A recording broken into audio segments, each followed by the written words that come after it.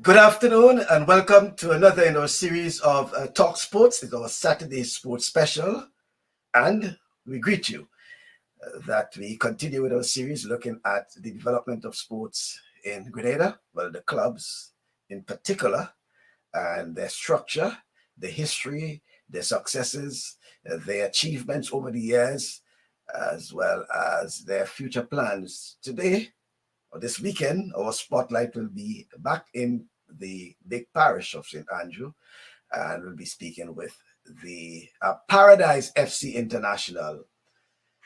Paradise FC International has been one of the most successful football clubs in Grenada in recent times. You would have heard about them, whether it's the GFA Premier League, whether it's the Wagiti Super Knockout Football Tournament, whether it's the youth tournament, even the women's tournament. Paradise FC has been a main staple in football, in the football landscape in Grenada over the past few years. But one of those guys who have been very familiar with the Paradise FC, the name I should say, very familiar, is, and I should just, not just one of the guys, but a name that has been very familiar in the Paradise FC setup has been the Rennie. Well, the Rennies, we should say. And we welcome Mr. Jake Rennie to our program this afternoon. Jake, I want to say good afternoon to you, Jake. Good afternoon, and good afternoon to everyone. Right, good afternoon. And just to let you know that later on in the program, we'll be joined by another member of the Paradise FC International, that's Kesha Edgar. She's the secretary of the club. And Jake is about everything, he'll no doubt he'll be speaking to us on some of the issues. Well, what I can tell you though is that Jake will be with us in the first segment of the program, and he will explain why he will be with us in the first segment of the program and why he has to leave us.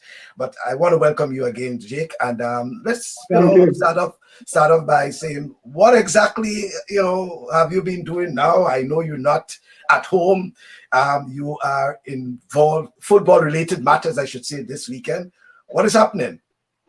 Yes, well, actually, I'm with the national senior team as the trainer, and we are undergoing training session where we're trying to select players, local players for the national team, and we've been training for a week and maybe 2 days. We train from Monday to Saturday, and we're trying to follow the COVID protocol. We have a maximum of 40 players, so we have 20 in the morning and 20 in the afternoon. We have finished our first session this morning, so I'm here at the GFA office trying to make myself available, making sure I get to the program. So that's why I could only be for 1 hour, because our next session start at 3 o'clock. Oh, well, that's good. That's good to know. And as you indicated, it's 2 sessions per day, right? So yes, because they only allow 22 person for social gatherings. So we're trying to follow the protocol as always. Okay, and you do have a large squad in training? Yes. Okay, well, that's good to know. And as you indicated, you're part of the staff, the training staff with the national team. Yes, I'm the trainer and also the second assistant coach. Okay. And just by way of information, I know it's actually Paradise we're dealing with, but by way of information, seeing as you're speaking there, that is in preparation for the upcoming tournaments, including the CONCACAF Gold Cup, right? Nations Cup and all of that. Yes. Our first game is in March. I think that's World Cup qualifiers. Well, March is next month, eh? Yeah. Right. Okay, then. Yeah. So, well, good to know, Jake, and good to know that you're still involved in football. But getting on to the meat of the matter, Paradise FC International, and I know the name has changed over the period of time, the FC and the international, and what has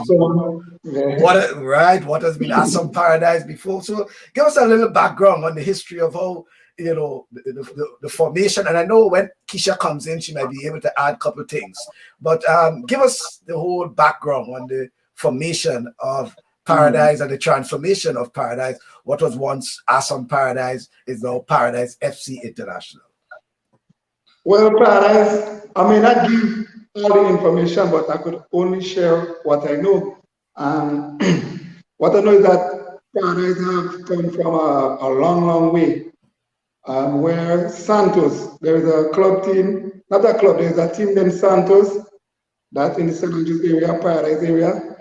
And they wanted to have their team in the Premier League. They had tried maybe around 3 times, but I guess because of organization and funding, they couldn't enter the Premier League. And then we had a next team merging from Paradise also, which is Halifax.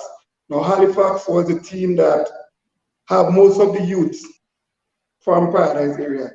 So what happened that they merged together, because at this time, St. Andrews was red hot. At this time, St. Andrews was the main team around the St. Andrews area, I should say.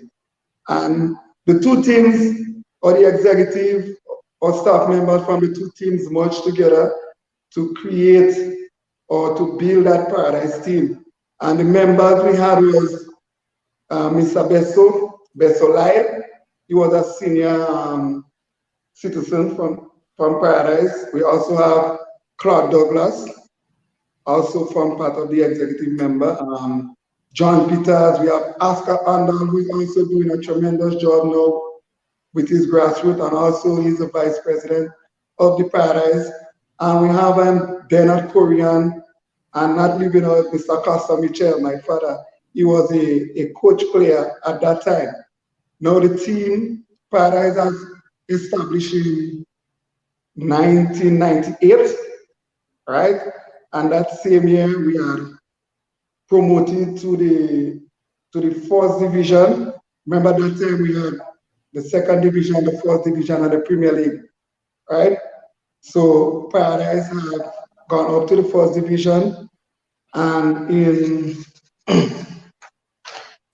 1999 we was promoted to the first division, but at that time the name was Paradise, right? The name itself was Paradise, right? So we was promoted to the Premier League in 1999, and then in 2000 we were in 2000 we were demoted. We only spent 1 year. Fortunately, it was new, you know, first time being with the big boys. You know, it was kind of hard. I guess the experience was good, and we thought that we need to prepare better. It was good to know, because it meant therefore that you would have you paid your dues. You can Paradise can say they paid their dues, right? Yes, yes. You learned the hard way, right? Yeah. Right, and then in 2000, 2001, that's where one of our main coach, or one of the top coach from Trinidad, which is Dick Folland, right? I remember one day he came, and then he was not believing the youth, right? I remember one day he came to Progress Park, and we as youth players, we were playing against the senior guys, and we was mashing them up, right? And he was there observing, and you know. And then from that, Paradise have shift from Paradise itself to Awesome Paradise. Awesome Paradise is because of Mr. Anda. Awesome's mean Anda School of Modern Soccer, right? Where Mr. Andal was sponsoring the team, or I should say the second sponsor. He was sponsoring financially to the club. And then we have Mr. Dick Folland bringing his philosophy and, you know, attaching Awesome Paradise to Paradise. So Awesome Paradise is like the breeding ground for Paradise senior team, right? So with Dick Folland coming there, and honestly, he did a tremendous job. He worked hard, he used the youth more. And then in 2001, we was promoted back to the Premier League. And I guess that's where we never went back after the experience, and with a coach like Dick Fuller using a lot of youth players, and that's where we take it go up. Well, I'm glad you mentioned the name Dick Furlong, because sometimes we forget, and and when I say we in general, where we get to and the people who would have carried us there, and Dick but was one of I must commend on some of the other coaches who have done a great job. We have certainly. we had Mouché, we had Dragon. Also, my father did a great job, because at the beginning, that's Pastor Mitchell. He was a foundation coach player. So when Paradise just started up, he was a coach player. And the first Premier League that Paradise won, he was a coach also, because he came back after Dick Furlong had departed from Paradise in 2003. He left to Hard Rock, and that time, after he left with Hard Rock, he had left with a number of players, because a lot of players believe in him and like the job he was doing. And as I said, he did a great job. So he went to Hard Rock, and we have over 6 to 7 players joining the Hard Rock. We have players like Ian Perrott, Ashton Henry, Panchu, Sean, Mac, Camilo, a whole set of guys follow Dick Fuller. And then the same year we came and won the Premier League, that's in 2003. So despite of players leaving, we were still able to win our first championship in 2003. Yeah, well, that's quite interesting. And then in 2005 we won our first Premier League. Right, in 2005. And since then, as you can see, that Paradise has not been looking back from since 2005, right? In terms of winning championships, in terms of being in, the top tier of local football, and whether it's the GFA, whether it's the Wagiti Super League, Paradise has been in the top level of football in Grenada over the years. Yes, because we have been the top because of our youth program, right? Okay. So as I said, we have won our first Wagiti in 2009. We have won 3 championships before my arrival on the team. And honestly, I came in 2012, right? And then they wanted me to be coach, but I said no, I need to grow, and that's why I went to Grenada Christian Academy. I used the Grenada Christian Academy for my formation, to help build me. And after what I saw in Paradise, we had a lot of youth, but then we was using most of the senior players, right? The elderly players, and I thought that we needed to make that transformation from most of the senior using the youth, because of my experience playing in Germany, playing in Cuba. I see that there's a lot of opportunity there for the youth players. So taking up the mantle in 2015, I remember once we played GBSS. But just to bring it back, at the beginning of the season, we have like 40-something players, right? Over 20-something youth players. And then we were using most of the senior players, and all the youths are gone. So I remember we went to play GBSF, and we only have 13 players. Can you imagine? From a squad of 40 plus, right? We only have 13 with 2 goalkeepers on the bench. So that was a great experience. And then from there, I just decided we're going to use most of the youth players. We bring in youth members, youth executive who have, let me see, a better vision of the game and a modern type thing. We brought in our philosophy and all these things to the club, and then that have transformed Paradise and have Paradise as one of the top team today. Because if you notice, our football have changed, because our main aim is to develop. Although we're winning, one of our focus is to develop, right, and especially work with the youth. We don't think differently to other clubs because of my experience from what I have learned.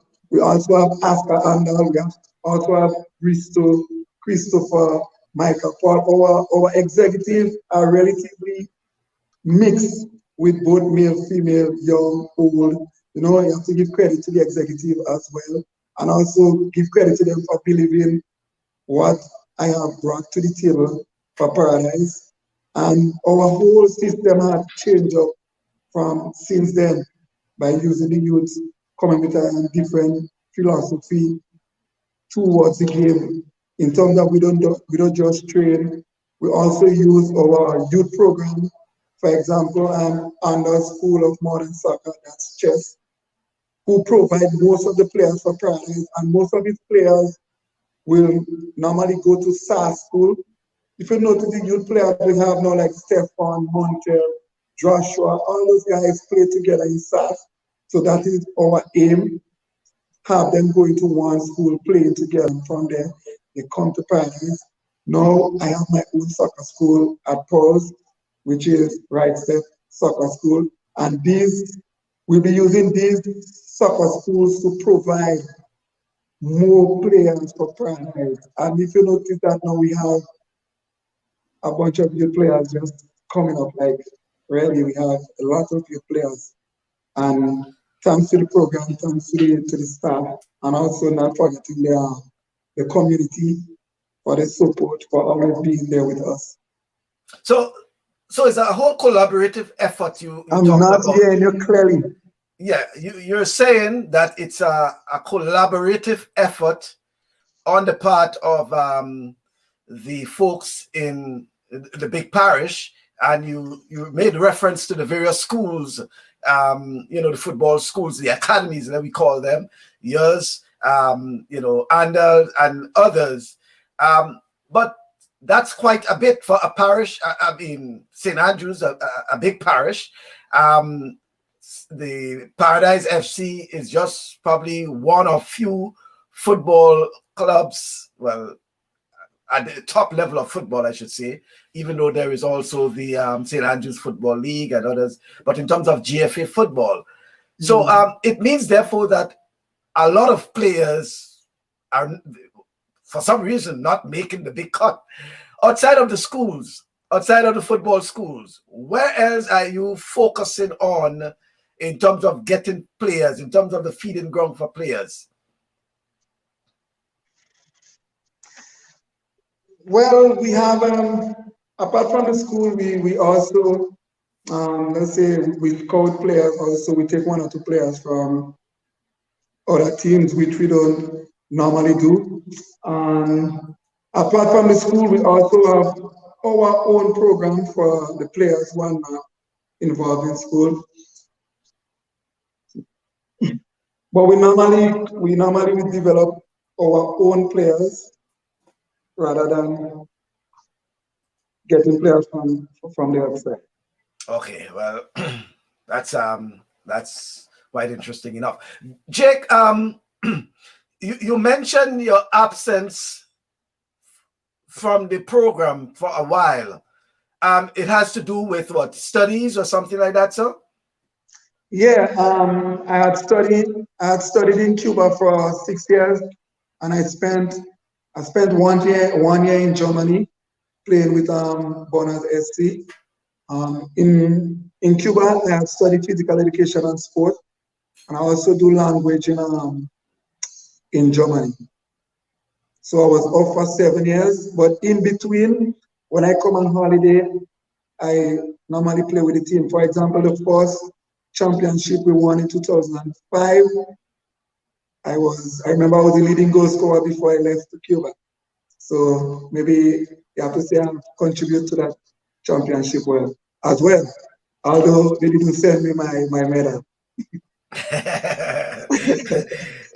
Jake, on a personal note, tell me something about the Rennie clan. I mean, when you talk about Paradise FC, when you talk about football in St. Andrew, it's synonymous with the Rennies.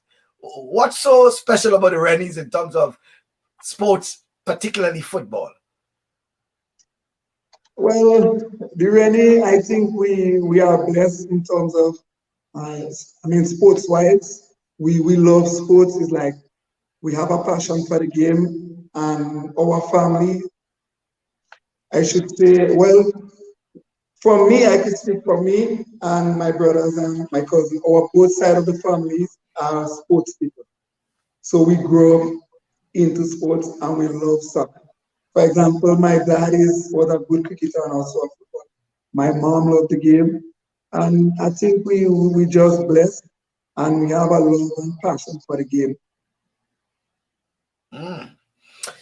Good to know. What about any females in the clan? Any females? I only know about the male. Any females in terms of sports? Yes, we have a couple of them who represent the national team. We have Kesha Rennie, we have Kathy Rennie. They both represent national team and they was part of the U15 that came second in the States. And also not forgetting Baby Rennie, who is the goalkeeper of that same national team. Also, they are part of the national team presently. But I have to say that Paradise now we have at least 2 or 3 female teams. We have a female program which is going on right now. And the both soccer academy, Chester and I, we have a lot of females. So look out, maybe this year. Don't be surprised. We have a number of them to the national team because we do have a program for the females. Because if anyone progress park, let's say Monday, Wednesday, and Friday, you will see the park filled with ladies. Yeah, but that is one of our main focus, right? Right. That's the point I'm trying to get at in terms of the women and the youth, particularly. And I wanted to ask you a little more in depth in terms of what's the feedback like from the women in terms of the program. And time after time we have been speaking about the women program in terms of the GFA and how much it is for football development with women and youth taking the lead. And it's nice to know that Paradise is also being part of that. How much interest you see women showing in the development of women's football in Paradise and particularly in St. Andrew? Well, I should say that the feedback I get from ladies taking part and also GFA playing the part, I think is incredible. I think the ladies, they love the game, and seeing that what we have done the past 2 years with Bean in the United States, I think that has boosted the ladies. I think that has boosted our FA as well, because they have their program going as well, which to me they are doing a very good program. I think having the ladies out is a plus, because before we never used to focus on the female like that. And the ladies, they show a lot of interest in the game of football. And trust me, they out every day. I get calls sometimes 5:30 in the morning. I go with some of them. So the feedback is great. And what GFA is doing for the ladies, I think it's a good idea. And in San Andreas area, only we have a lot of females playing football there. They love it, trust me. Right. And I must give credit to the FA because they have the program as well. They also do coaching license for some of the coaches to coach the female. I think they're having a D license coming up for the females as well, where only females that will be involved in that course. And I think that will help develop the game and will motivate more the females to take part. But I think including a female program, that's the best thing I have seen in a long time from the FA and also from Fridays. And I think more clubs should take a page from this. I know Rangers is doing a very good job as well. And I know 1 or 2 clubs around the area is trying, but I think the other clubs should step up and try and get more ladies in there's a lot of opportunity there for the female as well, not only the male. Okay, well, yeah, that's what I was saying. It's important that the other clubs get involved, because the FA could do its part and probably Paradise on one hand, but if the other clubs are not clapping as well, it wouldn't Yeah, make much because sense. I think one of the problems we have in now presently is clubs having female teams, so the FA can have a female competition. Is because club lack of female teams, and the reason why we don't have, maybe the female tournament, but we just have it like the 7 aside, the 5 aside. But once clubs step up to the game, then I think we should have a female league by the end of this year. Okay, good to know. Christine Smith is saying Paradise has produced and continues to produce many great players that the parish has been proud of. Some of the few that comes to mind are Kelly Jack, Maitland, and she put Tibor in bracket. And yes, your dad, well, she's referring to you, Jake, your dad. Jake, that may be before your time. I'm very proud of Paradise FC. So she's probably... Thank you very much. I saw Kelly Jack play once, but that time I was a baby. But I spoke well about him. He was one of the better defender we have in Grenada. He was a great player. Me and him talk sometimes on the phone, but I heard about Kelly Jack and other players as well. Yeah, but might be able to give you full feedback on them. Yeah, Kelly Jack was a hell of a player, I can tell you.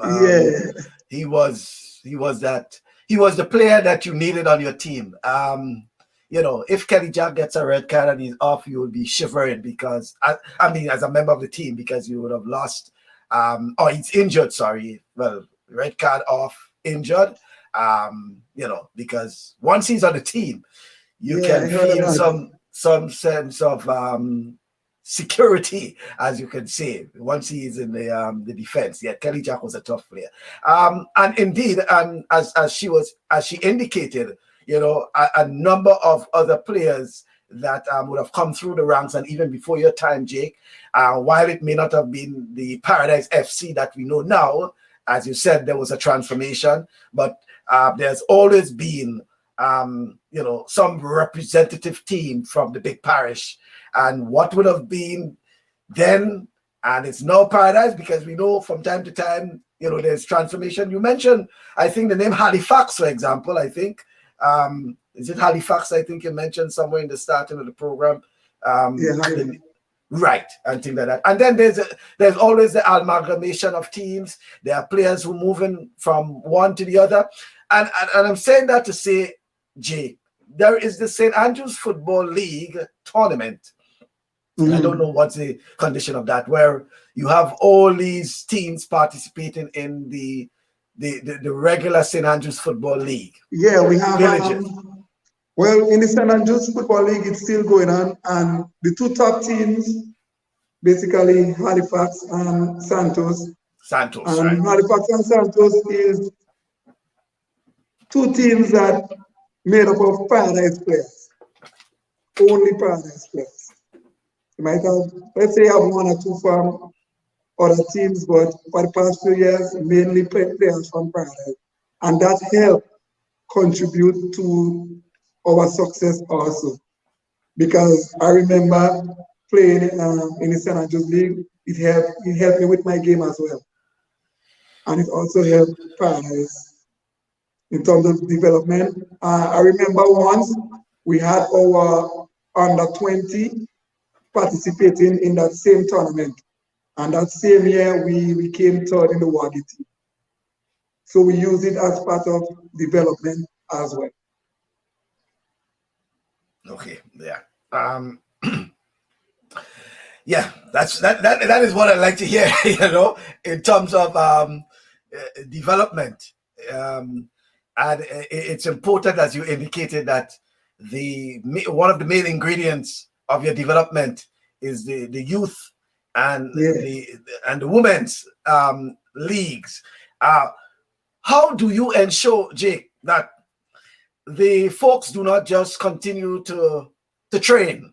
And as you indicated, especially for the women's, if there is no competition, if there is no other, other teams and clubs get involved, then it will just be a process where we have a set of girls and they are training, but there is no active competition for them to participate in. How do you ensure that your program stays alive by probably encouraging other clubs, other teams to have similar programs, and while not probably active GFA tournament, that you have friendlies, whether it's a friendly against Queen's Park Rangers, whether it's a friendly against Hard Rock in terms of women's and the youth. How do you ensure that that continues? Well, it might be a difficult task to get other clubs to join, because I think one of the problem is that, for example, in the St. Patrick's area, you have a lot of clubs, right? So in that area, it will be difficult to get the female, or let's say 5 or 6 female teams. So they might have to come together, and maybe Hard Rock as being the top club there, they might have to be having a team, or they should have at least 2 female teams. But having my program running, and encouraging the female, what we intend to do, we intend to have competitions, apart from GFA. And sadly, is due because of the COVID situation, we don't have much female competition as yet. But I know the GFA had several competitions organized for the female, so I guess that will motivate them. In Paradise, what is going on now, we are trying to build capacity. For example, we organized a coaching program where we help educate coach, and I'm also spearheading that. And we also invite other clubs around the surrounding area to also join that coaching program. We have female in that coaching program as well.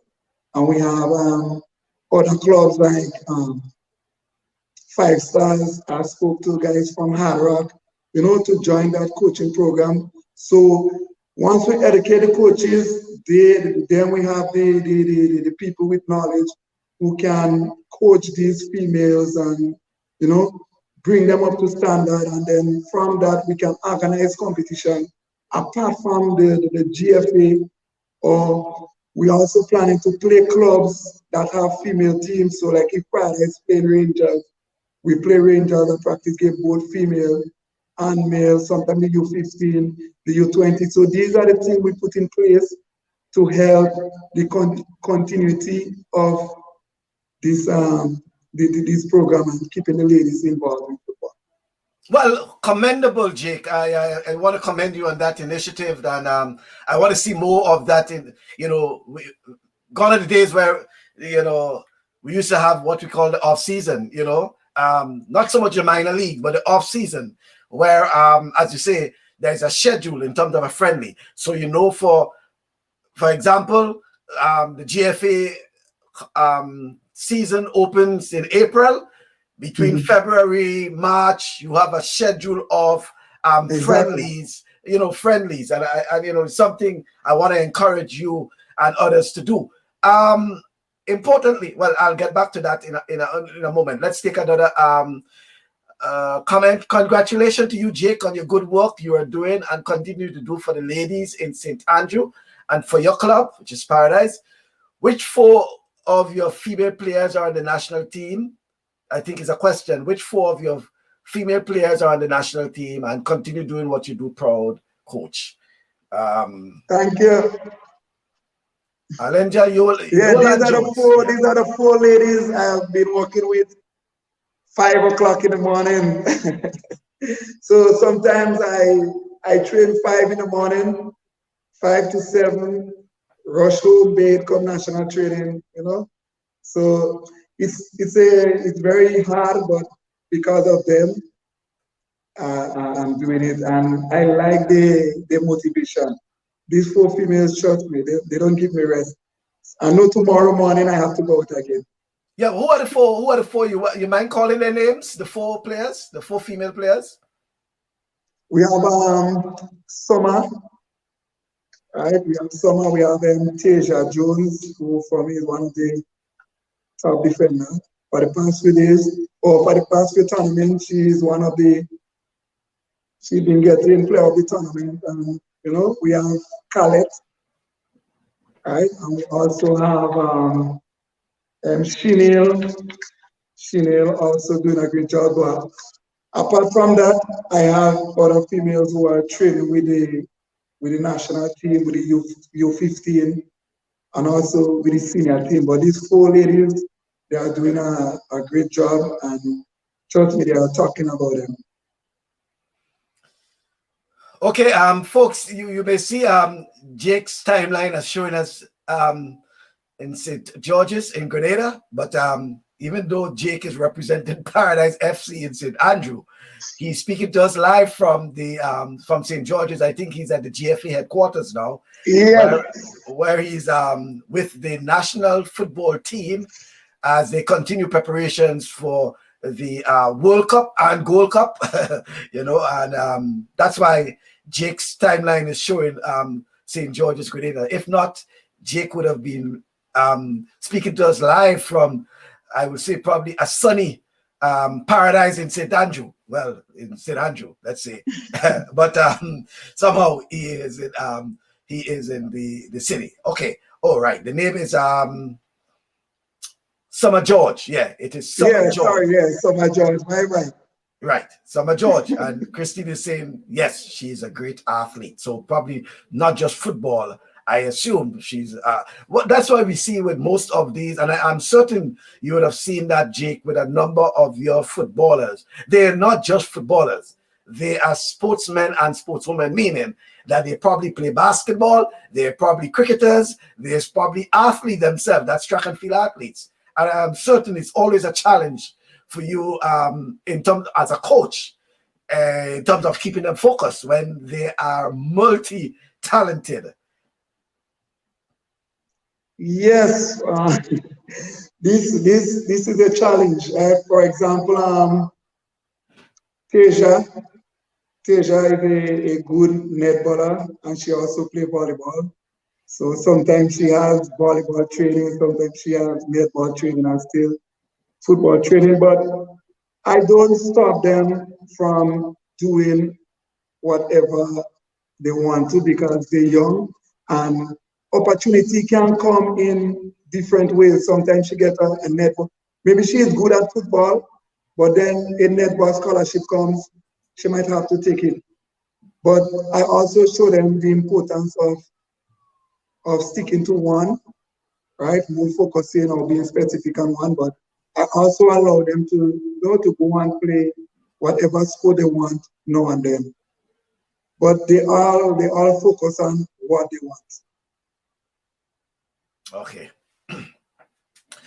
Jake, as sorry, I'm having a nice time there because in the background there is we have Kesha who is getting ready to come on shortly, and she is trying to get her technical things up, but no doubt that's part of the going. But on regarding the Paradise FC International, Jake, I know we talk about Assam's Paradise and what it is regarding sponsorship with Paradise FC International.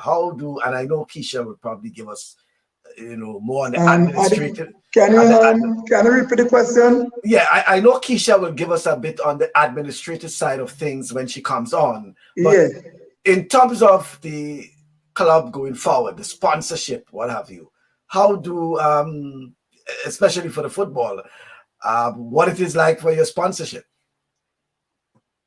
Well, honestly, for the past couple of years, Prada has been sponsoring we've been sponsoring ourselves, right? We had Line before. We have I can't remember the name, but too bad. But for the past couple of years, Prada has been sponsoring themselves. We've been Okay. doing most of the thing on our own. We've been having fundraiser. Um, Also, thanks to the success we have over the years that keep the club alive, and I guess that's what pushes us more to do things because of lack of sponsorship. But we don't really have a problem. Hopefully this year we get a big sponsor, but for the past couple of years we've been sponsoring ourselves. I know. I know Kesha is probably laughing because she is wondering. But she will probably clear it up. You're probably talking about Spice Isle Auto Rentals. I think probably would have been one of those. Yeah. Yeah, yeah. Spice Isle Auto Rental. I Yeah, don't want to I don't want yeah. to get into that part. Yeah, no worry, no worries about that. Yeah. Listen, as I said, that's why we have Kesha and others in the background because they will give us So we the do the administrative technical aspect. and you know You all deal the with you deal technical with the technical aspect of it. You play the football, and and that is just off the record, our first sponsorship was Best Life through the government, through the present government, right? Our first sponsorship was through the Prime Minister. So I want to say thanks to you for that. That okay. was in 1998. Okay, that's great. So and then Paradise FC International, we indicated not just a dominant team in local football, but you also took your players in regional tournaments. As part of winning the Wariti tournament, I think you went off to St. Lucia probably once or twice. So it's not just a matter of you playing and playing domestic football, as we should say, but it's also the dream of Paradise to play in regional and international tournaments. Can you repeat? I was referring to Paradise participating in regional tournaments. Yeah. I recall you as part of your winnings, I believe, for the Wakiti Super Tournament. You Yeah. had a trip off to St. Lucia, but by extension, I know it was always Paradise dream in terms of having its players play in international tournaments as well. Yeah, in 2015 we had won the Wagiti, and I think Wagiti and the association in St. Lucia, because in St. Lucia they also had a super knockout. And I think Wagiti and them they came together to have this regional tournament where the winner of Wagiti play the winner of the Super Cup in St. Lucia. And we went in 2015, no, 2016, they came down, and I think that Grozile, no, 2016, yeah, we play against Grozile, we lost 3-1. Then the same year they came down, we had defeat them. And 2016 again, we had won the Wagiti, so we had won it back to back. And we went up to play Mikul in 2017, and we also won that tournament, or won that game also. So we have two regional caps, and I think it was a great idea, giving our players exposure on the international stage or the regional stage to prove or to show their talents, and also that help boost them a bit, knowing that they can go out in St. Lucia and win.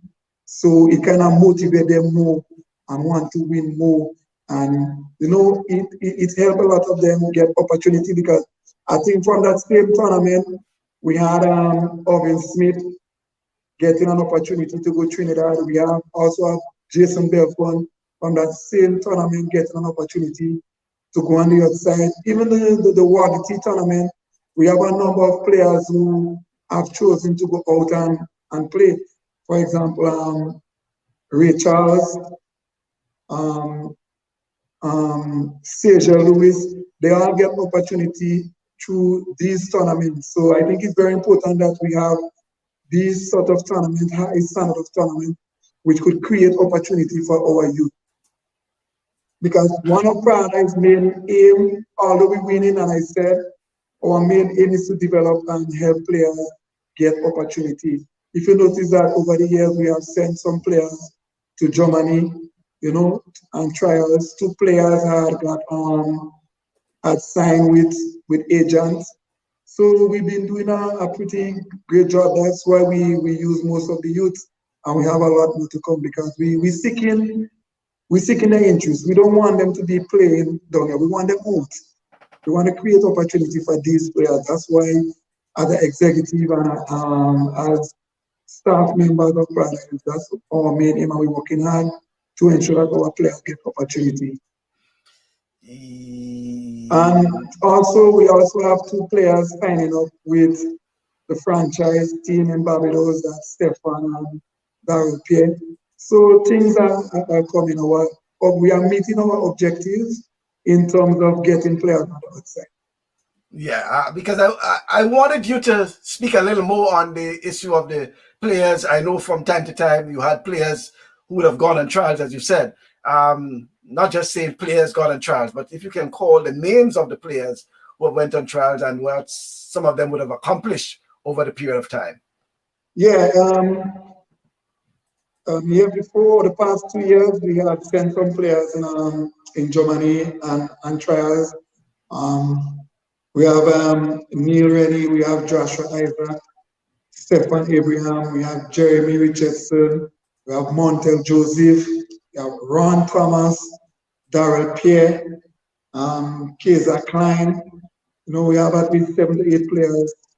We sent them to Germany and trials, and it was good. They came back, and what they have shown to the club, the development. Because if you look presently at Joshua, let's say Stefan Abraham, they are doing pretty okay. They are actually on the national team training. We have Joshua, we have Sejel, we have Neil Rennie, we have Stefan Abraham, we have Jeremy Richardson, we have Jason Belford.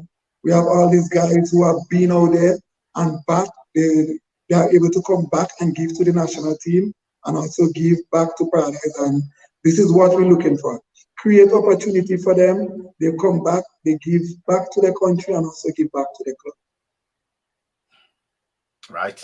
That's fair enough. And I assume it's something that also regarding the youth players that you're hoping that that can, if I can use a word, incentivize or really motivate the youth players that despite what they may hear, that there are opportunities out there regarding football.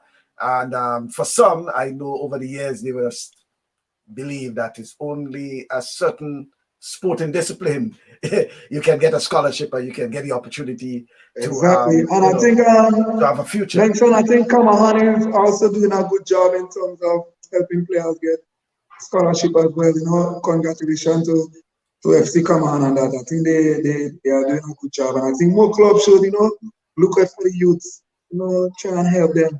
Because that's the only way. A lot of them, from me, they have a lot of hope along the way, but trust me, the opportunity now is real. They have more opportunity than before, so I think we should push the youth to get an opportunity. Okay. Kelvin Hector is saying, I think others should take a page from them, referring to Paradise FC. They're well put together in terms, I assume, your program. So while you speaking about one club, there's another club that's speaking about you as well, you know, in terms of, and I think Kelvin is coming from the Happy Hill area, you know, the Happy Hill football club. So they're saying that, you know, Paradise has a very good program. And talking about a very good program, Jake, it's important for you to emphasize and re-emphasize that it's not just what we are seeing when Paradise is out on the field, but the hard work that is going on. Because many folks may not be aware that you do have a youth program, you know, and your Yeah, youth yeah, we program have, is because basically a feeding ground. what number we have two soccer academies. We chess, that's under School of Modern Soccer, my academy, which is Right Step Academy. We provide players for the U15. So once you're 12, 13 and you're good, you will move over to Paradise U15. And then we have coaches in that. So we have our program, we have our female program, we have our U15, U17, and we have our U20. And we do our things systematic. So from the two soccer academy, they move up to the U15, where they meet the coach, and then they move up to the U17, and then the U20. And from there, we select. For now, we have 4 youth players from the U20 who are now into the senior team. And trust me, they are going to play, I'm telling you. We actually have one now who is on the senior team training. That's Kesha Clark. Okay, right. And as you rightly said, that you know, it's a feeding program that you give and ensure that the youth, the young players, and not just playing, but learning the basics, learning the technical aspects. No, I must compliment some of the parents too. I must compliment some of the parents for sending out the female children. And I think we have under 30, we have over 20 females. In my soccer academy, under 6, we have over 10 to 15 of them. And I must give, or must congrats, or must big up to the parents that involving their children into sports, because we don't really, a lot of parents who see sports as the way sports is. But I think it's a good opportunity, and I think we should encourage more parents to come out, you know, and let their children take part in sports. Okay. Right. No, but I was making the point also, Jake, that it's not just the guys playing football, but as well as the whole technical aspect, understanding the basics of football, because we have seen over the years, and you yourself, as a former national player, will know that there are guys who, you know, even probably at the national level, and trust me, I don't know how they reach at the national level, that for some reason, you know, don't really understand some of the basics in football, you know. And it's important that through the academies and through your youth program, that they not just play football, but they get to understand football, understand the playing of the sport as well. Yeah, because to be honest, from since Vin, that's the past TD, when he came here, he was pushing coaches education, and from there I see football differently. It's not just we playing football. And my experience and study in Cuba, I decided to take the football level in Paris differently, where we teach the players the game itself, or to understand the game. Because presently our U15, we give them um, the rules of the game, we give them the principle of the game to go home and study. So it's not about just playing football. We also focus on the knowledge in football, because this group of guys, we want them to understand the game at an early age. So we don't just coach, we also teach, and we also focus, we help them to focus on the education as well, because we know to get a scholarship, you have to have good education, you know, you have to have some form of education. So our main focus is not only football, we also teaches the game so they can understand the game. That's the reason why we are doing some of the coaching workshop. We also have players involved in that workshop. And I think GFA is doing the same as well, because I learn it from the FA, but I'm just bringing it back to my community and to other people who are interested, because other clubs been calling me to help, and I go, I do it, right? So it's not about Paradise alone, but it's about Grenada on a whole, because at the end of the day, no matter which club you come on, once you're representing Grenada and you make it somewhere, I happy. So we help with the development, and not just basically football. Oh, all right. How about an under 10 team? Do you have or think about to start the kids at a young age? That's a question for you, Jake. Yeah, we that is in the process, and that person is right. The earlier we start is better. The earlier you teach or you groom the child or the player is better, and it will make it easier for them in the future. So that's a good idea, and we already thinking about that. But just because of the COVID and stuff, we're more focusing on the under 15 for now. But to be honestly, I have done a coaching model, coaching model and a philosophy for the grassroots. And I said I'm going to share, after I finish, I will share it with Oscar.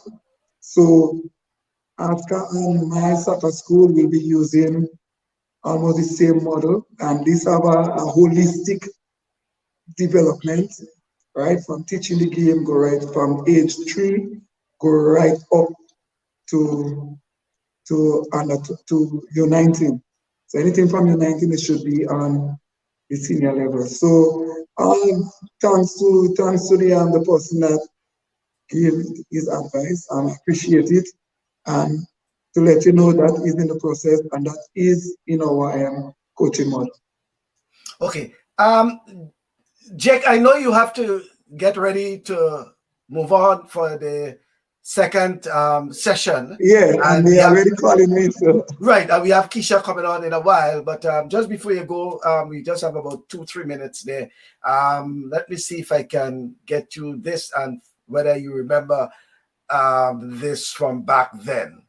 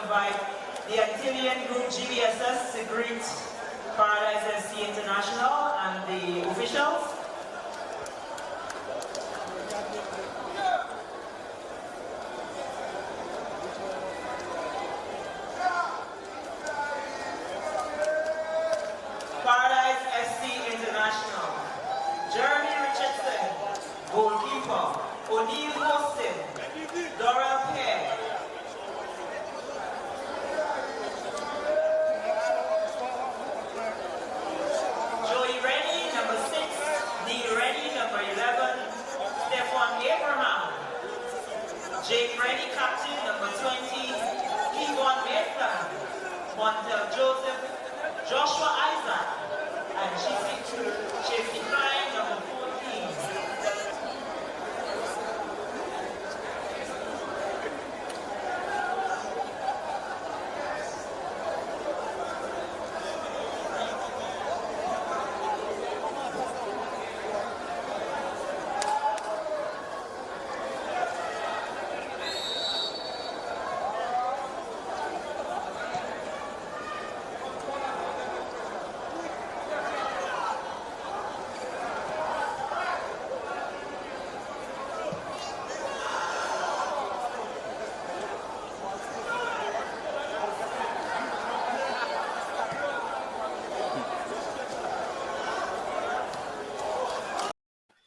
So indeed, Jake, that was 2 years ago, right? Yeah. Paradise versus GBSS, Wagiti Super Knockout Tournament. Yes. And Jake carrying the armband, the captain's armband, right? Yeah. So, Jake, I want to say thank you very much. And just before you leave, some comments there from, oops, someone is putting this there. I don't know who is. Alpha James say, I will help call me, and he left a number. I'll send it to you privately, Jake. And Yes. then Ajit Simon, I started an awesome, well, it's ASOM Paradise Football Club, as well as Mr. Chess. We heard the name Chess. And when you talk about chess, I think you talk about Paradise Football. He had Paradise at heart, you know. But thank you once again, Jake. I appreciate the effort, and I wish you all the best. Thank you very much. I know the guys are waiting on you, but you know, I thought it was worthy of you to be part of the program. Thank you. Okay, I'm very happy and delighted to be here as well. Although the time was short, I wish I could have been here longer, but say what? It is what it is. Thanks again for having me on the program. Okay, then. Thank you very much. Right. Yeah. So that's right. So that's Jake. No doubt, Jake is live in. He is in St. George's, and Jake decided to be part of the first half of the program, and then we'll move on to another member of the Paradise family. That's Kesha Edgar, who will be joining us. I think this time she will be live from the big parish, because, as you know, Jake was actually in at the GFA headquarters, because the national team, he's part of the national team. He's one of the trainers, and he is the second assistant coach with the national team. So let's say good afternoon now to Kesha Edgar. Yes, Kesha Edgar, who is in St. Andrew, and Kesha needs to unmute her mic so I can hear what she is telling us. Right. Right. Kesha, good afternoon to you, and welcome to the program. And as I indicated, there is no need for you to be no need for you to be nervous, Kesha. But you have been following through with Jake all along, and there's some, you know, administrative issues you may want to clear up, or you may want to add. First of all, how things are going with you, Kesha? Not bad for the time. I'm good. Okay, well, that's good to hear, and keep that smile going. Well, as I said that, we were struggling a bit in terms of finding out how Paradise FC operates and continues to operate. First, let's look at the structure of Paradise FC, the whole executive structure. I know probably there's a president, a chairman. Well, first of all, I must say you're the secretary of the club. So let's look at the structure. What's the structure like of Paradise FC? Okay, so our club is guided by our constitution, and it is led by our president, Mr. Michael Paul, vice president, Mr. Chess Andel, myself as secretary. We have Mr. Elvis Bristow as our TD, Mr. Selwyn Noel as the marketing director, Miss Miriam as assistant to Mr. Selwyn. We have Mr. Cut Christopher, the senior team manager. We have Miss Dolina Clark, the women's team manager. Then we have Mr. Derek Klein, the under-19 team manager. We have our goalkeeper coach, Mr. Don Charles. We have Mr. Jake Rennie as our head coach / player. We have our physio, Dr. Mario Christopher. So that's a breakdown of our executive. And also we have our players rep, who represents the players concerned during meetings and will bring back feedback from our meeting to the players. Okay, well, it appears that you know, full structure, well organized, How often you, well, and I'm saying that let's consider on the normal times, because we know The you COVID, know, yes. yeah, we're going on the COVID time, but under normal conditions, how often do you meet and, discuss, and I assume without a main sponsor, as Jake would have put it, that something is working for Paradise International to be continuing Yes. So as it is. yes, in normal times we will meet once a month. If we have any burning issues or say the Wagiti competition is coming up, we will meet more than once a month. Also, our last sponsor, which was the Spice Auto Rental, after that contract has ended, we began to finance ourselves and we use the money that the previous teams have won. So what we won from Wagiti over the years, GFA, and also with assistance from community members. For example, recently, our marketing director assistant, Miss Miriam, she went out to ask person to assist in getting boots for our female players to start the tournament, which will start in April. So apart from using our finance, we will ask persons for help in form of donation, giving cones, balls. We will using money that we receive from our winnings, and also we collected money from GFA with the COVID funds, and that money will go towards the development of the club. Okay, well, and it appears that there are persons who have an interest in assisting wherever possible, and I assume by you Yes, reaching out there, if they are interested, that they can contact the club, and probably yes, through they you, can. yeah, probably through you they will. So I saw some information that came up on the comments there, and I will share it with you and Jake after the program. But you know the aspect of that, and something that Jake raised regarding the some additions to, and when I say additions,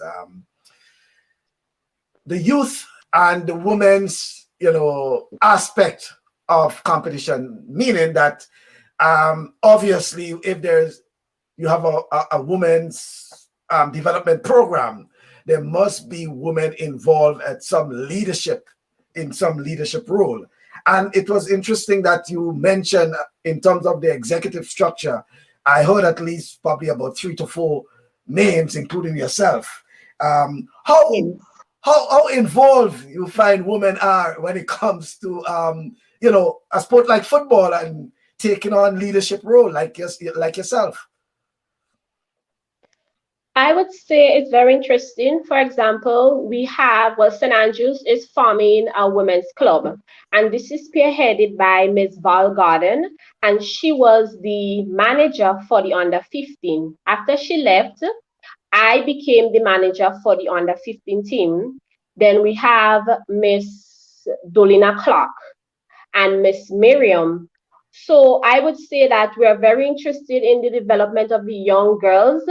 And to us, it is not only helping them along the football aspect, but to help them academically in the everyday life to be better role models in the community, not only by playing football.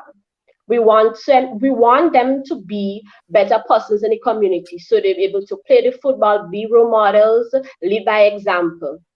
That's the whole take. Okay. Someone um, indicated that you at first you looked a bit nervous, but after you start speaking, you see how comfortable you were. How with so much confidence. But no, it's a I agree with you in terms of the involvement, and I assume that you hoping that from playing some of these women, they can be administrators themselves, because as you indicated, you try to meet as often as possible under normal conditions, especially when it comes up to a tournament, and by bringing women onto the table We know we can get things done. We know we can, share ideas. Although sometimes when women are involved in things, men tend to take a back seat and have women do everything. Yes. When it comes to fundraising, when it comes to that, they allow the women to take charge. But it's good to know that through Paradise FC, that women are leading and taking a very serious role in terms of the development, even though ultimately the men are benefiting because the women league is not so much big as how the men, Yes, but true. the men, they are benefiting from the hard work of the women. But what areas do you think, as it is now, when you look at it, what are some of the areas you believe that Paradise FC will necessitate assistance? Sometimes, as you said, some people may make donations to a player or players in terms of equipment, the boots, etc. But what are some of the areas you believe that Paradise requires some level of assistance, especially from the public? I would say in terms of equipments and boots for players, because we're trying to have like say 20 balls or even more per teams, and we have the under 15, the under 19, the women's team, and plus we have the senior teams. So it's really hard for the club to actually finance all the equipment to give them proper training. Also, in terms of the transportation, we were in our objective, we plan to acquire a bus to cut down costs, because sometimes a trip to town will take $500 per trip. Right. And we might have like 7 games scheduled away, and we'll have to pay transportation, and that money would come from the prize winning money that they would give the senior team. So I would say assistance from the public in terms of sponsorship, assistance in boots, equipments, that would be very helpful. But I mean, you keep mentioning about taking money out of the prize winning. You're giving me the impression that when Paradise wins a tournament, it's so much money, that It's not, yeah, it's well, not a lot. right. We So try to make do with what we have and do fundraisers, because it wouldn't be much, but we try to do as much as we can with the money. So we know, okay, we have that amount. So we try to buy the equipment that would not bring us in expense and use what we have in the meantime. okay, well that clears it up a bit, because I was getting the impression then that somehow Paradise is sitting on quite a lot of money, so that every time but the idea of a transportation, because it's something I always thought about, even when speaking to Jake regarding the friendlies, among teams, the issue of the transportation came through my thoughts, because it's it's so expensive, just to get a team to somewhere to play. You're not even considering spectators, and the team obviously is the spectators probably can take care of themselves getting to a venue. And then, well, at times the spectators will want a ride when the game is finished, because they would leave their home and they would come to look at the game, and they would get a ride from the players' bus. So we take all that into consideration. But and speaking of spectators and fans, do you have a large following? You see that you have a large following? Yes, we do. Paradise is well known, and we're starting with the parents. I must say that the parents are very active, especially in the academies and the under 15 team. The parents will turn out in games. They would come during practice session to see what is going on. During games, they will support their kids. When we're playing at home, progress pack would be filled. Fans would be there looking at the team. They would share their opinions. Even like halftime, when you assemble to talk to the players, the fans would be around to hear what exactly is saying. When we travel to play, the fans would be out there in their numbers, and that is very good. And we want to say thank you and continue to support us. Right. And I noticed you are proudly wearing your Paradise t-shirt with your logo, etc., etc. How do you ensure that as part of your fundraising, and sometimes when I'm speaking, I try to share ideas as well as suggestions in terms of, products, memorabilia from Paradise. You have won so many tournaments and things like that. So, and if you do have fans that you can create these memorabilia and sell it to as part of your fundraising venture. Yes, we did one for the last year Wagiti tournament for the finals. We had jersey on sale, jersey like what Mr. Jake Rennie was wearing during his interview. Right. We had that on sale. In the pipeline, we want to design bumper stickers for person with transport so they can purchase. So we have a couple of stuff in the pipeline concerning jerseys, printing jerseys, hats with our logo, players' names and numbers and so forth. Mm-hmm. And I think jerseys might be a quick fix, but I assume that there are a lot of things you can do as well in terms of, especially for those who, you do probably have a lot of fans in the diaspora. Some of those who would have played football before and has traveled, reside in other places, and probably will want to have an interest in terms of supporting their club from wherever they are. That's true. Because we have some players, especially in America, that like Lindana Rennie, Shane Rennie, Clive Moore, they would always want to purchase a jersey when you have Wagiti, and they will always ask for the jersey and they would purchase it and give back to the club. So that is one of the good things. Okay, well, that's good enough. So someone who is interested in supporting or sponsoring, it could be a player, it could be part sponsorship, whatever, they can contact the Paradise FC International. There's nothing wrong in doing that, right? That is a given. Yes, it's nothing wrong. There's nothing wrong with it. Okay, I just wanted to make sure. So, folks, if you're listening and you believe you can assist in whatever way possible, even if it means that you want to support a player, you want to support players, you want to support a team, because, Paradise FC made up of many teams, okay? They have the senior team, the women's, there's also the youth. I didn't expand with Jake much on that. But how many youth teams do you have? Just one youth team? No, we have the under 15 team. We have an under 19 team. And then we have the women's team, and the women's team, we have under 15. Then we have the seniors. So the women's team is still split. Because we have a senior women's team, and plus, yes, we have those underage players. Okay, all right. So you have age group team. And it means therefore that it requires a lot of resources in terms of your development programs as well.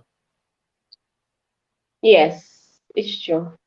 Because for the under 15 team, we basically we got equipment sponsored from Honorable Kate Lewis after we came second in the Wagiti tournament last year.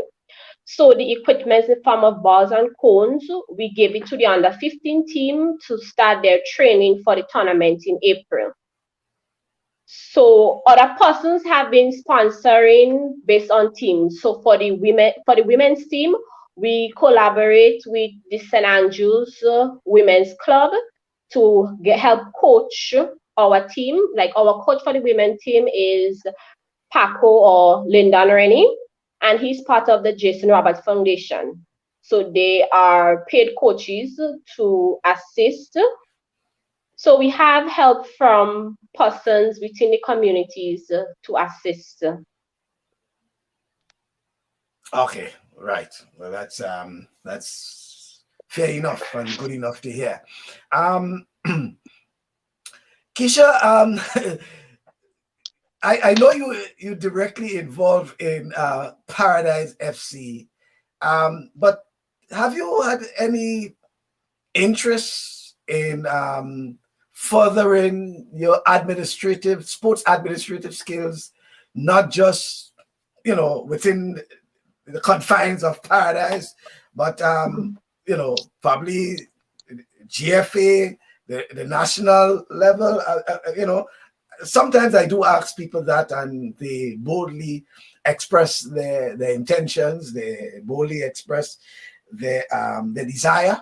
I know you're very conservative, but is it something you would like to do in the future in terms of providing, you believe you have something to offer in terms of sports administration, and while there is a good start at the Paradise, the local level, you believe you can put it out in terms of the GFA, in terms of the national level?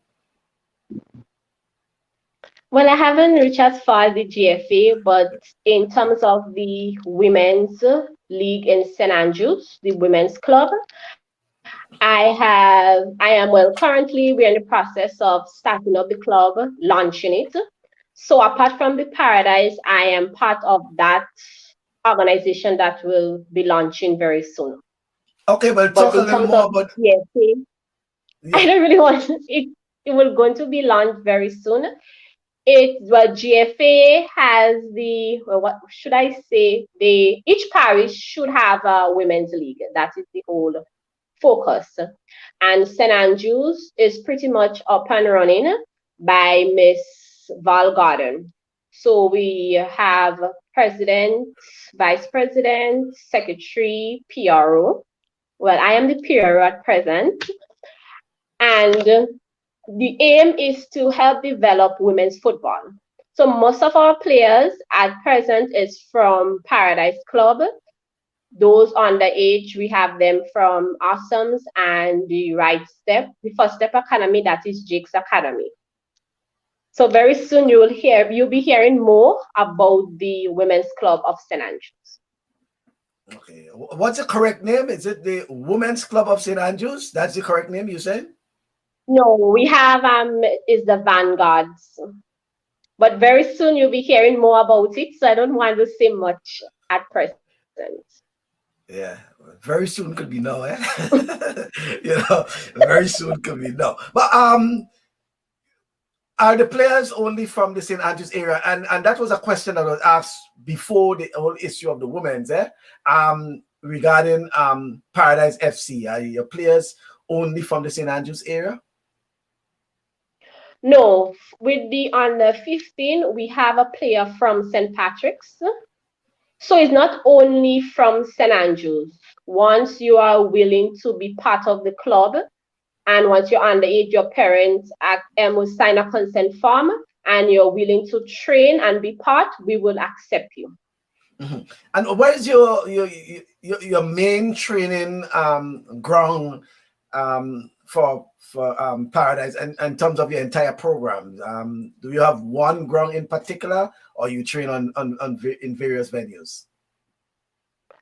Our main ground is Progress Park. If for some reason, we may have cricket, so we cannot use Progress Park, then we may use the outskirts of Progress Park, or they will move to Victoria Park. But our main training ground is Progress Park. Okay, good to hear. And also we'll be getting our Paradise Clubhouse very soon. It's already started. Well, and it will be at Progress Park. Okay, so this is something you can talk to us now about, or is very soon again? No. Tell us a little more about the Paradise Clubhouse. Well, okay, the Paradise Clubhouse is funded. We had an idea to get assistance to have a clubhouse, So we did a proposal and we sent it to the minister, Kate Lewis. She accepted the proposal. They brought it to the Ministry of Works. She did her part, and at present it is building because we did bidding. Someone from Paradise won the bid, and it's currently in the process. They have to put the roof, plaster, wire, and so forth. So hopefully by mid-year we should have the clubhouse going. And it will be open. It will be open. We have bathroom, toilets. We'll have storage for our academies and plus our teams. And we're hoping to have someone there 24/7. So you have a secretary that will be there to assist any person that walk in or phone calls on so. So that is one of our future plans that will be taken up soon. Where it will be, where it's located again? Progress Park. At Progress Park. Wow. Yes. That's movements, as we'll say. So soon, hopefully, and as you say, if all goes well. Because you just have to put the roof and plaster and all that because it's blocks. They block up and all that already. So if all goes well, that before the end of 2021, Paradise FC International should have its own clubhouse. Yes. And what you hoping that that will do for Paradise FC International? Well, with the clubhouse, it should with the players.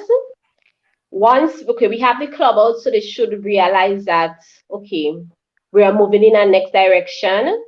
They should be able to take it serious because they will have the responsibility to maintain the facilities and show that it is clean and all that. And it will open more doors because we have someone there that will be able to receive calls, send emails 24/7. I won't say 24/7, but like maybe from a couple of hours during the day. So it should open more doors for us and allow clubs to follow in our footsteps. That is the whole plan. Am I correct in saying that Paradise FC is moving towards a sort of semi-professional or professional league status? Yes, in our mission and our vision, that is the whole aim, to become semi-professional. So we are moving in that direction. Okay, well, it's our vision is to be semi-professional. Okay, all right. So it's to be semi-professional, and by extension, you're assuming that I am assuming that you intend to participate in semi-professional leagues or tournaments, whether it's a local tournament or regional tournament. Yes, we CONCACAF. Once we have the funding, that is the main problem. The funding to actually take part in those tournaments. Once we have the funding, then we can take part. Okay. Well, it's always interesting to get something new when you have these programs, and some of the new things coming out of the program, as I heard it correctly, is that the Vanguards will be probably the first in terms of a structured women's league women's football league in Grenada, and that's the Vanguards representing the parish of St. Andrew. And then Clubhouse, it will be the Paradise FC International. They're hoping to have a clubhouse before the end of the year. Things are in motion. It's just to get the roof organized, get the wiring, and then to move into the clubhouse, and hoping that you can have probably someone as a secretary, well, yourself as a secretary for the interim, running the clubhouse and ensuring that the mission of Paradise FC in terms of its semi-professional status is achieved or is maintained. Kesha, let's wait, I think I'm hearing. Yeah, I'm hearing it. Yeah. Let's look a little more on the administrative side of things regarding FC Paradise International. Um yes, we're experiencing, the COVID-19 pandemic. But barring that, what were some of the things you were hoping to achieve for Paradise FC International 2020, 2021? Bearing in mind that we lost most of 2020, including the football season, albeit the Wariti Super Knockout Tournament. But what are some of the things that you were hoping to achieve, especially last year into this year, and because of the COVID-19, you may have to miss out on that? Okay, so first, well, in last year, we launched our new logo because we are in the phase of rebranding and forming a new strategic plan for the next 5 years. In 2019, we had 11 players that went to Germany on a training, and they had, some of them was accepted to come back in 2020, but because of the COVID, that did not happen. So that was one loss. So hopefully once everything settles, then they'll be able to go back. We started off with the coaching program. We could not have done it as much as we like because of the pandemic. So hopefully we're trying to phase it in 2021 with the coaching program. Marketing players. That is one of our main focus, is to market our young players to get them exposed so that be able to become professional players. And as a result of the pandemic, it kind of have slowed down the whole process of marketing the players to go out there and represent Paradise. So that has been one of the challenge. But we had our club philosophy, Mr. Jake Rennie. He did a philosophy for our club. So at present, the club has a philosophy that will be good, what we'll be using at present. So whatever coach comes in after our head coach move on, they'll be using our club philosophy.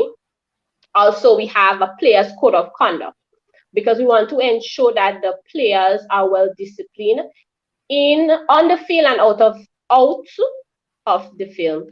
So we have a code of conduct that players will be signing at the start of this season. Both the under 15, the under 19, and the senior team, and the women's team. Wow. Paradise gets serious, man. Code of conduct. Well, that's good, to know that Yes. you're taking it to another level. And I assume that these are things that, to some respect, is following some, international protocol in terms of players adhering to certain criteria. Because, as you said, Yes.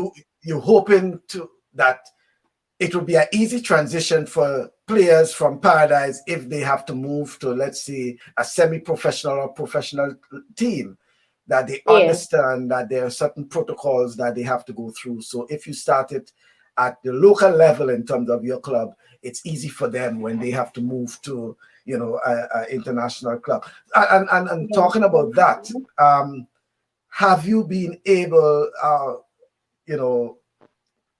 in terms of securing contracts for players over the years? Any of your players have been able to directly from Paradise being able to secure football contracts with other teams? Yes, so we have our goalkeeper Jason Belfon.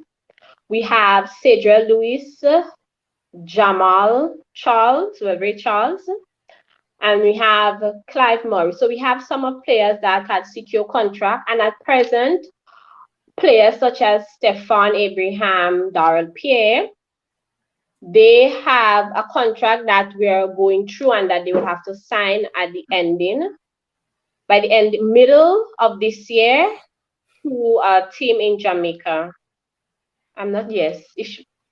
It's Jamaica, yes.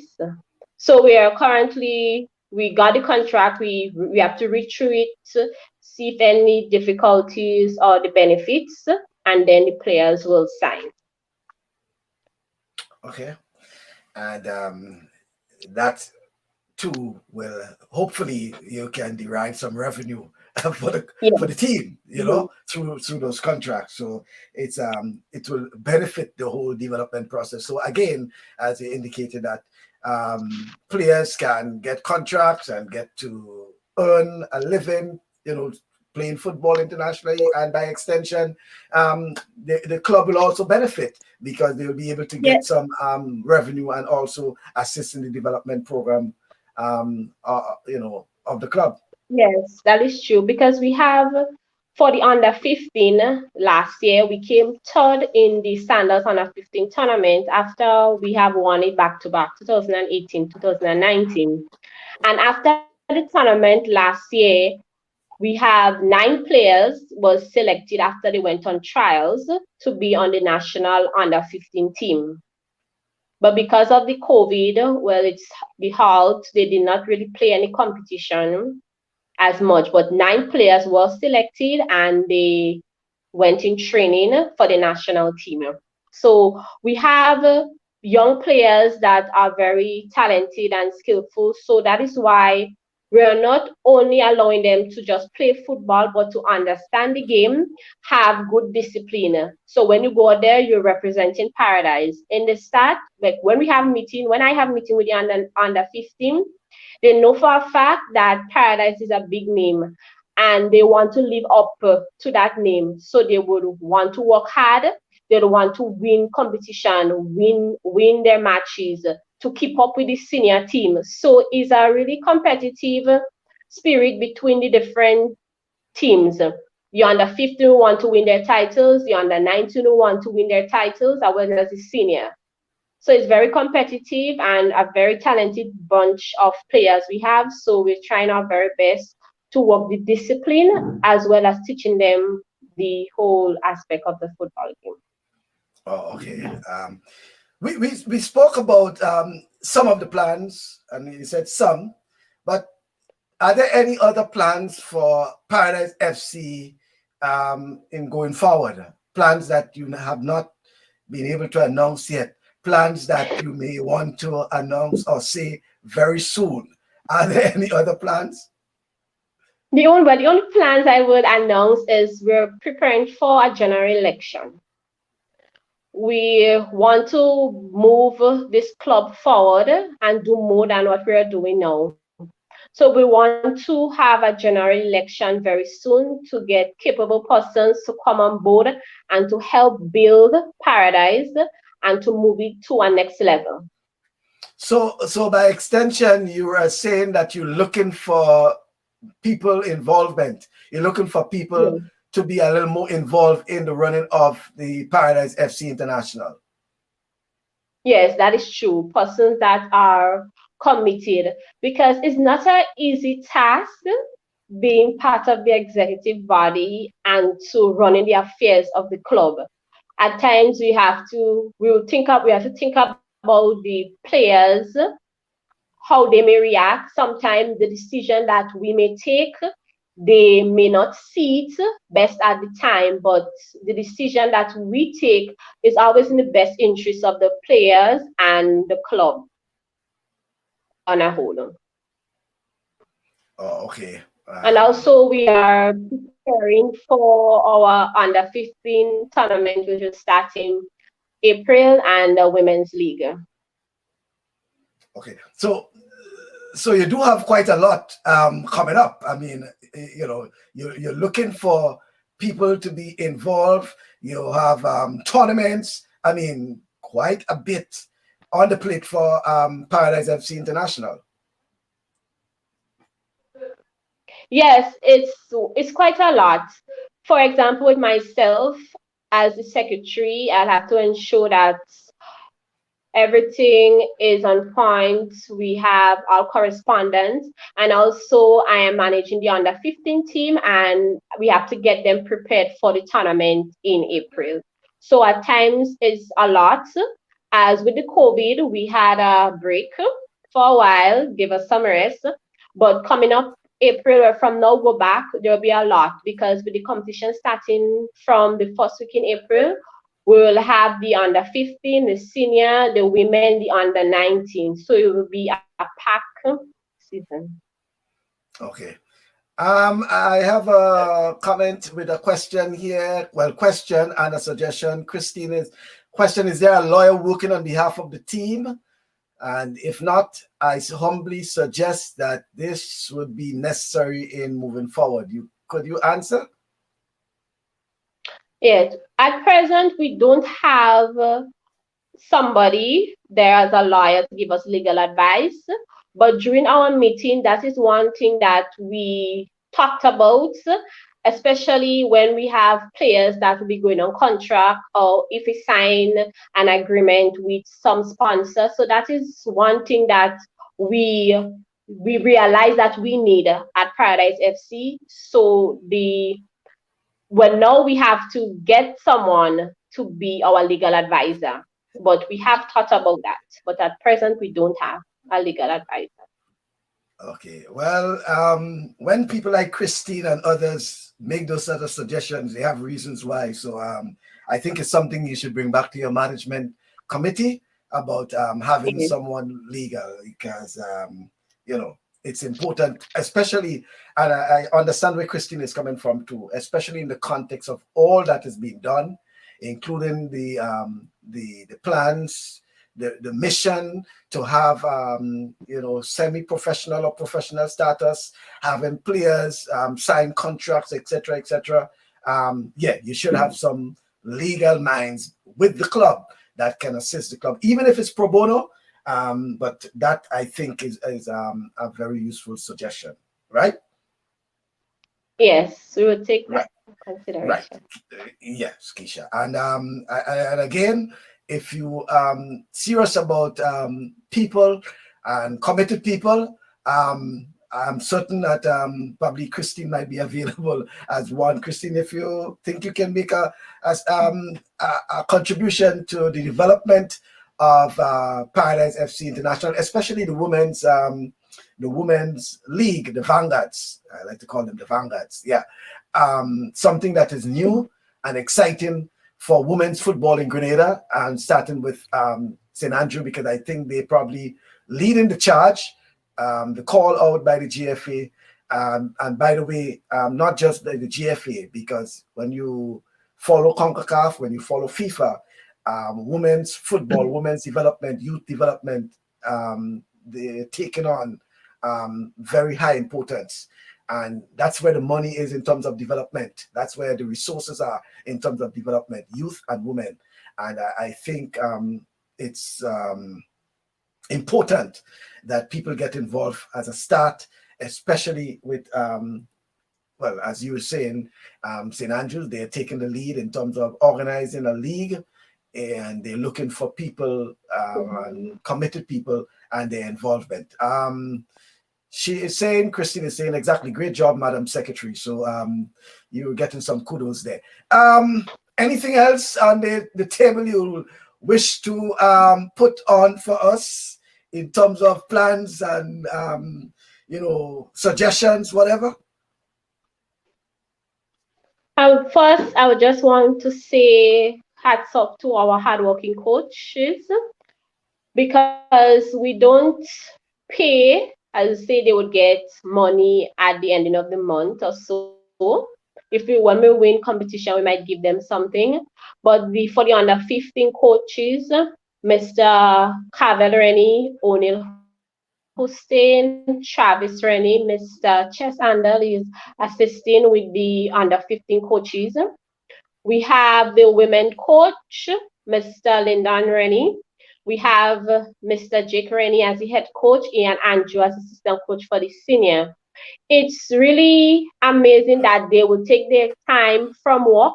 So when they finish work 4, they will be in the park ready to train those children until 6, or even the adults 6 after 6, and they would go home. So it's a sacrifice that they're making, and we want to say thank you on behalf of the executive for taking the time out to help coach and mold those young players and even the adults. Also, players from the under 19 team, We have a couple of players that participated or represented the national under 15 team, under 17 team, last year in the Wagiti tournament. We have two players, Mr. Kesha Clark and Carlos Joseph. They're currently on the national senior team, and they are members of our under 19 team. So we want to say that our club is really growing and developing the players to better represent Grenada and represent themselves. Because at the end of the day, they would represent Paradise. When we hear Paradise, we expect great talent, discipline. So we are trying to start at an early age to help them to develop and to grow and to develop into better players for the future and to represent Grenada on our home. Okay, well, kudos to you, Madam Secretary, as I will take it up from where Christine said. And I want to thank you as we get ready to wrap up on the program. If there's anything else you will need to add, please do so. But I want to thank you. I want to thank Jake. I want to thank the entire management team of Paradise FC International for what you have been doing, and especially keeping the flag of St. Andrew flying high. I know that whenever Paradise FC is playing, they surely representing not just the name Paradise, but they're representing all of St. Andrew. And no doubt, Yeah. I want to thank you for that. Anything else you need to add, Kesha? Just thanks to the fans, the players from the under 15, the girls, the academies, the under 19, the senior team. Thank you for everything you have been doing, coming out in training hard, playing and representing Paradise to the best of your ability. And thank you to the listening audience, and hopefully we'll be getting persons to volunteer sponsorship. Oh, okay. Yeah, I think no, you said it and you laugh, but I think it's an important point and a nice segue, Yes. in terms of the whole sponsorship. I think you have made a case, and deservedly so, that in terms of sponsorship, you should be able to, once you put together a very important, well structured document. You're doing everything that is required in terms of the structure, in terms of programs, all these things that you have said. I think it's just a matter of reaching out to the sponsors now, because you're doing Yes. quite a lot, things that we didn't even know about that you're doing, including, as you say, getting a clubhouse, which is an important step as well. Yes. Okay then. Well, thank you very much, Kesha, and all the best. And I want to thank you for being part of our program. Okay. Thank you for having me. Okay then. Thank you very much, Kesha. So that's our Kesha Edgar, the Secretary of the Paradise FC International.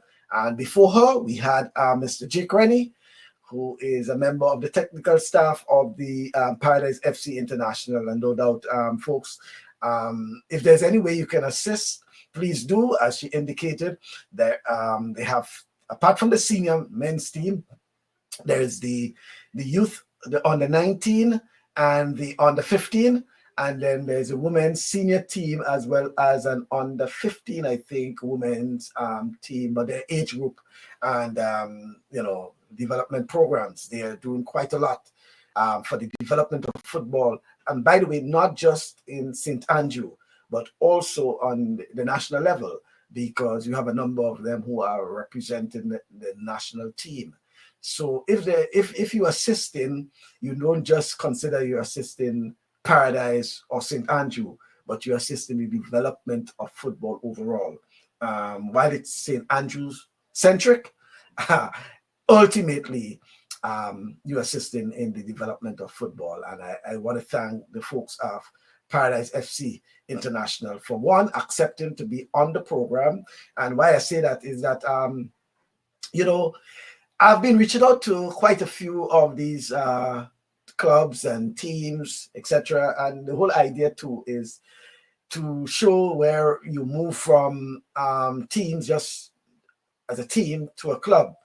And while we might be Paradise FC International as a football team, you really, when you speak to them, you understand that they're operating as a club.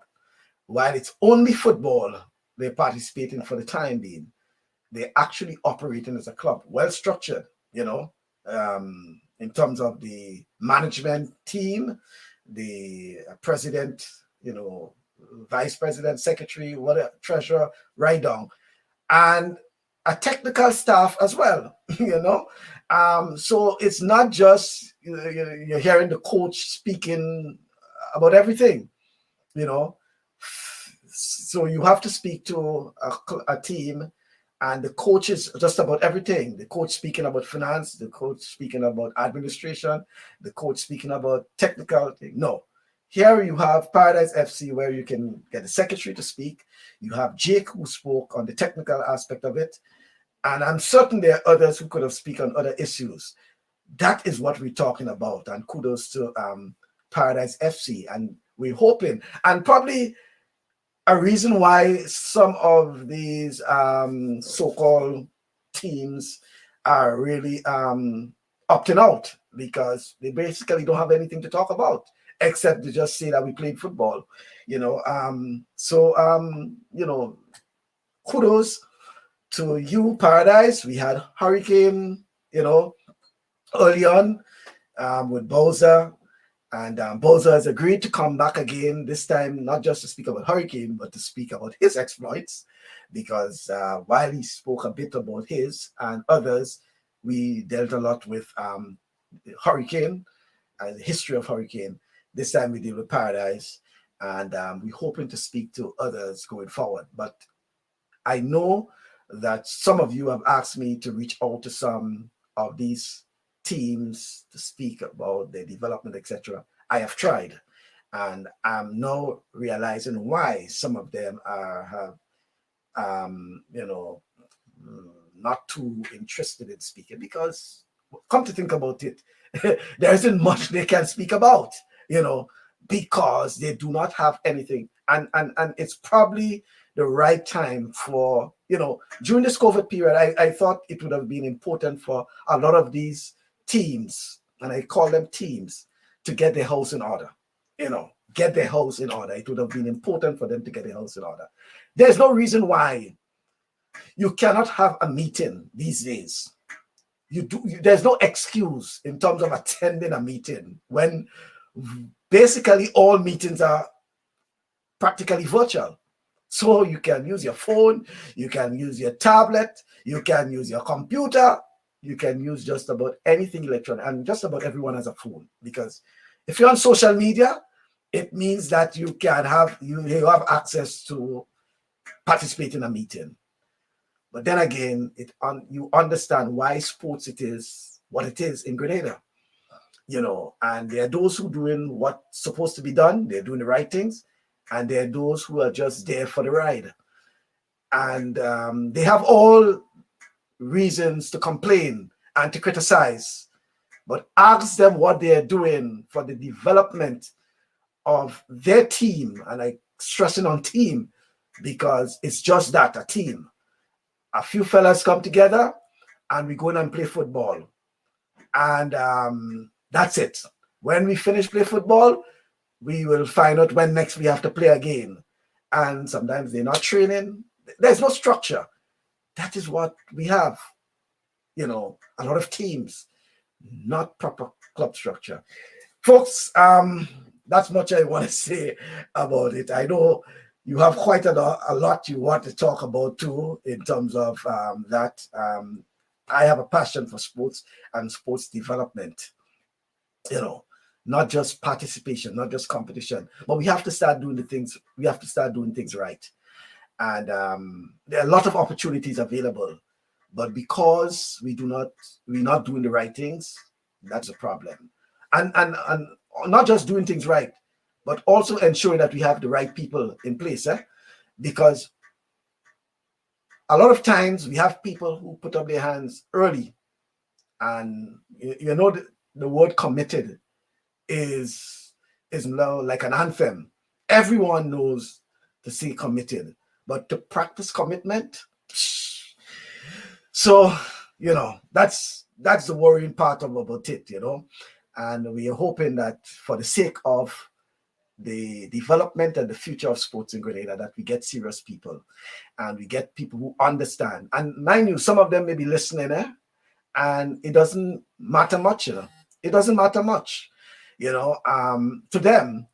The most they can say is that he's just, talking as usual, but who cares, we have to get things right, and a lot of you are wasting time, you're blocking space, as you'll say, you're blocking space. It's time for you to move aside.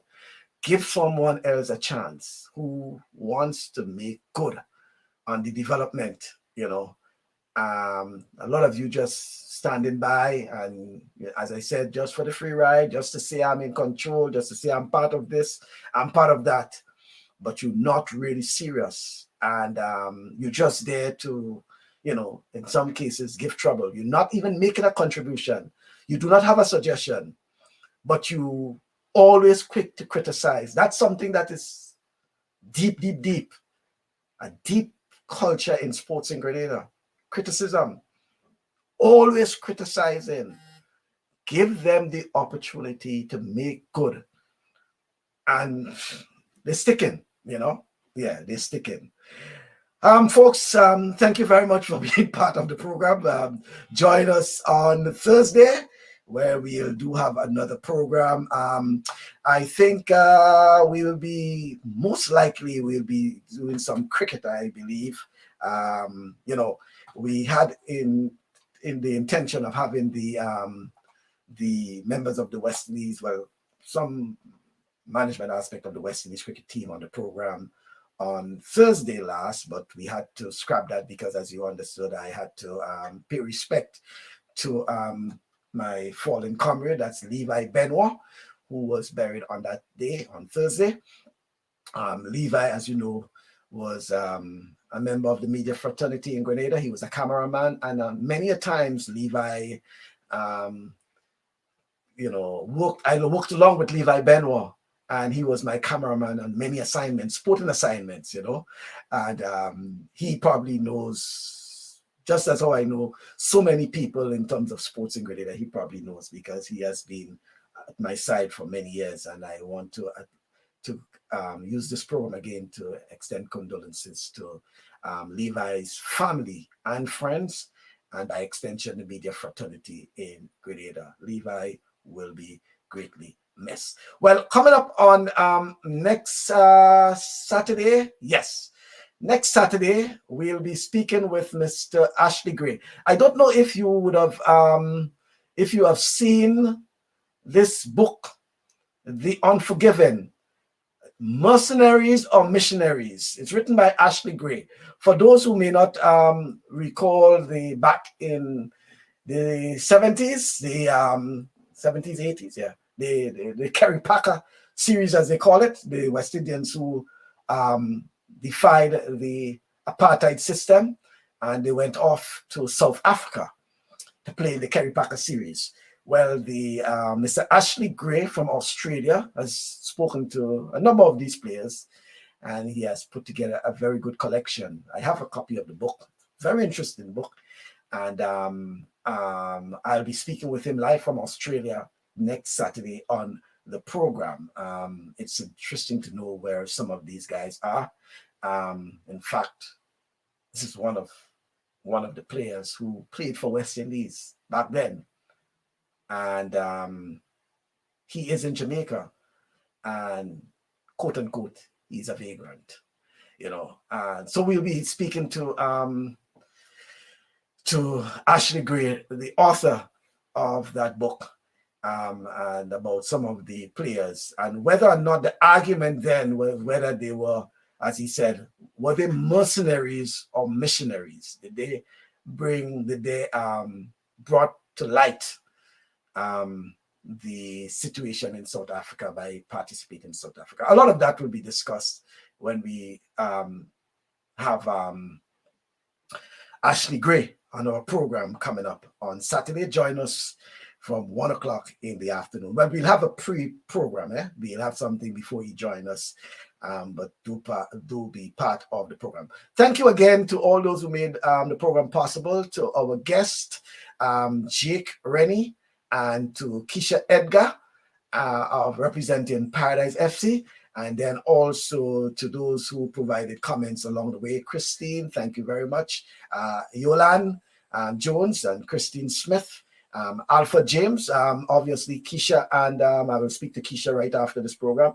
Kesha and company will try to contact you to get more information. Kelvin Hector, thank you very much. And of course, Rodion Sylvan, who has always been part of our program over the past few weeks. Ajit Simon, thank you also for your comments. Once again, I want to thank all you folks for being part of today's program, and I look forward to you joining us on Thursday from 6:30 Eastern Time or 7:30 Eastern Caribbean Time, and then next Saturday from 1 o'clock Eastern Time, that's 2 o'clock Eastern Caribbean Time, for another in our program. Until then, I want you to take care. Thank you for listening. Bye.